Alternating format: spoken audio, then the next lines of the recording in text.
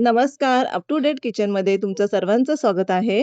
आज मी तुम्हाला एकदम हटके, खुसखुशीत आणि स्वादिष्ट हेल्दी व्हेजिटेबल मिक्स गव्हाच्या पिठाची कचोरी घेऊन आलेली आहे. कचोरी तर तुम्ही नेहमी खाल्लीच असेल ना, पण अशी पौष्टिक आणि भरपूर भाज्यांनी भरलेली कचोरी कधीच पहिल्यांदाच पाहणार आहात. या कचोरीची खासियत म्हणजे ती मैद्याऐवजी गव्हाच्या पिठापासून बनते आणि त्यात भरपूर मिक्स भाज्यांचे पौष्टिक स्टफिंग सुद्धा असणार आहे. वेळ न घालवता सुरुवात करूया. मी इथं कचोरी बनवण्यासाठी 1 वाटी पीठ घेतलेले आहे गव्हाचं. तुम्ही 2 वाटी सुद्धा घेऊ शकता तुमच्या अंदाजाप्रमाणे. त्यामध्ये मी तेल टाकत आहे. तेल थोडंसं गरम करून टाकलं तरी चालेल. छान खुसखुशीत होतात आपली कचोरी आणि चवीपुरतं मीठ टाकलं आहे त्यामध्ये आणि स्वाद येण्यासाठी थोडासा ओवा क्रश करून मी टाकणार आहे. हो.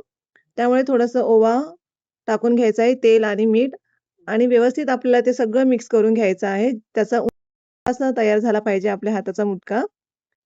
आता थोडं-थोडं पाणी घालत पीठ मऊसर, पण थोडंसं घट्ट मळून घ्या. पीठ खूप सैल किंवा खूप कडक नसावं. पीठ मळून झाल्यानंतर त्यावर थोडंसं तेल लावू शकता तुम्ही आणि 15 ते 20 मिनिटासाठी विश्रांतीसाठी पण ठेवू शकता. त्यामुळे पीठ छान मुरतं आणि कचोरी लाटताना किंवा भरताना फाटत नाही.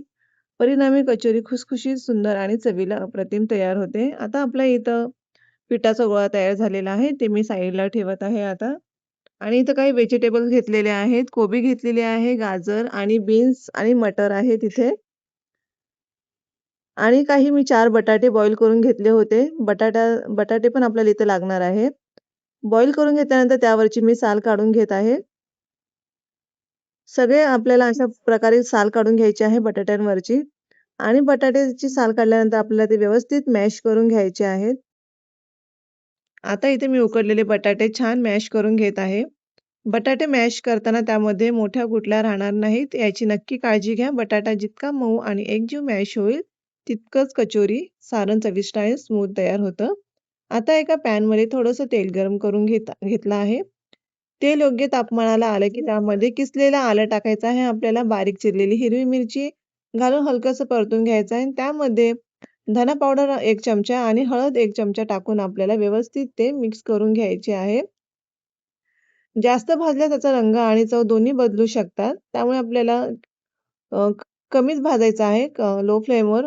यानंतर किसलेलं गाजर, बारीक किसलेला कोबी, हलके उकडलेले मटार आणि बीन्स ते सुद्धा थोडंसं मी किंचितच मॅश करून घेतलं आहे.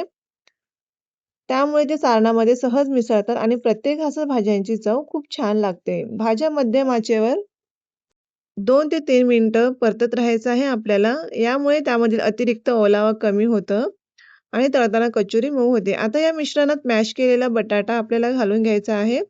सर्व साहित्य व्यवस्थित एकजीव करून घ्या. प्रत्येक मसाला आणि प्रत्येक भाजी बटाट्यासोबत छान मिसळली पाहिजे. आता त्यावर आपल्याला चाट मसाला पावडरही टाकून घ्यायचा आहे आणि चवीप्रमाणे मीठ सुद्धा त्यामध्ये टाकून घ्या. तुम्ही इच्छित असाल तर आमचूर पावडरही घालू शकता. त्यामुळे सारणाला हलकी आंबट, चटपटीत आणि खूपच स्वादिष्ट चव येते. सारण पूर्णपणे कोरडं आणि एकजीव झालं की गॅस बंद करून घ्यायचा आहे आपल्याला आणि ते पूर्णपणे थंड होऊ द्या. आता आधी मळून ठेवलेल्या पिठाचे समान आकाराचे आपल्याला छोटे गोळे करून घेऊया. प्रत्येक गोळा हाताने हलकासा दाबून वाटीसारखा आकार द्यायचा आहे आपल्याला. जशी आपण पुरणपोळी करताना आपण पुरण भरतो त्याप्रमाणे. त्यामध्ये योग्य प्रमाणात सारण भरा. जितकं मावेल तितकं. छोटा चमचा घेतला तरी चालेल. सारण खूप जास्त भरू नका, अन्यथा कचोरी बंद करताना किंवा तळताना फुटू शकतं. आता सर्व बाजूंनी पीठ अलगद एकत्र आणून नीट बंद करा आणि हलक्या हाताने गोल आकार द्या. जास्त दाब देऊ नका. अशा प्रकारे एक-एक करून सर्व कचोऱ्या तयार करून घ्या. तुम्ही ह्या कचोऱ्या पुरीसारखं लाटून सुद्धा करू शकाल. अशा प्रकारे आपल्याला आता पटापट एक-एक करून आपल्याला कचोरी तयार करून घ्यायची आहे. आता एका कढईमध्ये तेल चांगलं गरम करून घ्या. तेल गरम झाल्यावर गॅस लगेच बंद करा आणि तयार केलेल्या कचोऱ्या सावकाश तेलात सोडा. सुरुवातीला लो फ्लेमवर तळणं खूप महत्त्वाचं आहे, कारण त्यामुळे कचोरी आतून पूर्णपणे शिजतं.